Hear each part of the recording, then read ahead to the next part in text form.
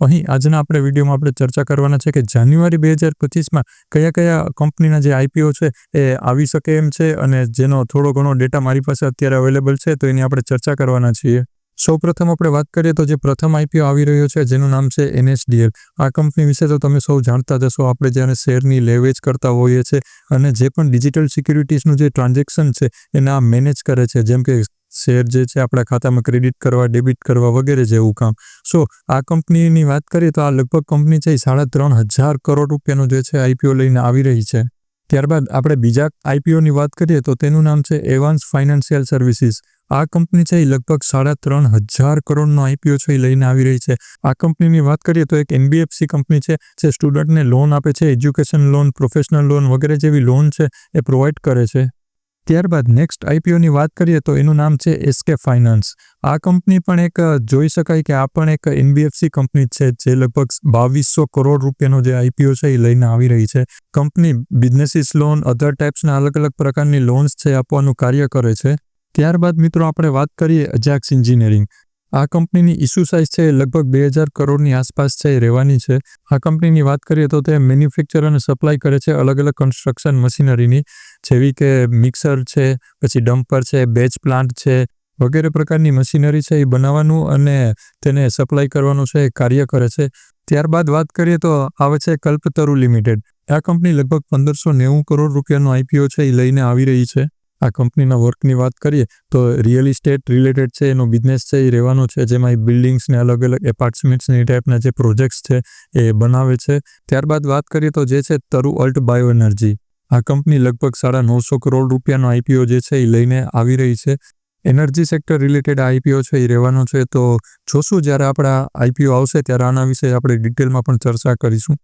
ત્યારબાદ નેક્સ્ટ વાત કરીએ તો જે કંપનીઓ છે એનું નામ છે પારસ હેલ્થકેર. આ કંપની છે એ લગભગ 900 કરોડ રૂપિયાનો આઈપીઓ છે એ લઈને આવવાની છે. આ કંપનીની વાત કરીએ તો હેલ્થકેર રિલેટેડ જે છે એ સર્વિસ છે એ પ્રોવાઈડ કરે છે. ત્યારબાદ નેક્સ્ટ આઈપીઓની વાત કરીએ તો તેનું નામ છે લક્ષ્મી ડેન્ટલ. આ કંપની લગભગ 700 કરોડ રૂપિયાનો આઈપીઓ છે એ લઈને આવવાની છે. અને કંપનીના વર્કની વાત કરીએ તો જે દાંત રિલેટેડ જે પણ અલગ ટાઈપની જે પ્રોસિજર થાય છે અને અલગ ટાઈપની જે પણ કંપની સર્વિસ પ્રોવાઈડ કરે છે, તમે સ્ક્રીન ઉપર જોઈ શકો છો કયા ટાઈપનો અલગ મોડલ્સ છે, એના પ્રોડક્ટ્સ છે, એ ટાઈપનું જે વર્ક છે એ કરે છે. નેક્સ્ટ આઈપીઓની વાત કરીએ તો તેનું નામ છે સ્ટેન્ડર્ડ ગ્લાસ લાઇનિંગ. આઈપીઓ લગભગ 500 કરોડની આસપાસનો આઈપીઓ છે એ લઈને આવી રહી છે. અને બિઝનેસ મોડલની વાત કરીએ તો આ કંપની છે ગ્લાસ લીન્ડ ઇક્વિપમેન્ટ બનાવે છે, જે કેમિકલ અને ફાર્માસ્યુટિકલ જે ફૂડ પ્રોસેસિંગ થતી હોય છે તેના માટે ઉપયોગી બને છે. નેક્સ્ટ કંપનીની વાત કરીએ તો તેનું નામ છે સોલાર વર્લ્ડ એનર્જી. આ આઈપીઓની ઇસ્યુ સાઇઝ લગભગ 490 કરોડની છે.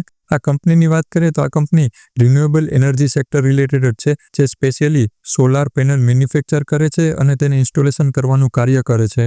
ત્યારબાદ વાત કરીએ તો નેક્સ્ટ આઈપીઓ છે પટેલ રિટેલર્સ. આ કંપની 285 કરોડનો આઈપીઓ લઈને આવી રહી છે. જો કંપનીના બિઝનેસ મોડેલની વાત કરીએ તો કંપની હાઉસ હોલ્ડિંગ ગુડ્સ છે બનાવે છે. અલગ ટાઈપની કહી શકાય ને કે ગ્રોસરીઝ અને વગેરેમાં જે છે એ ફોકસ કરે છે.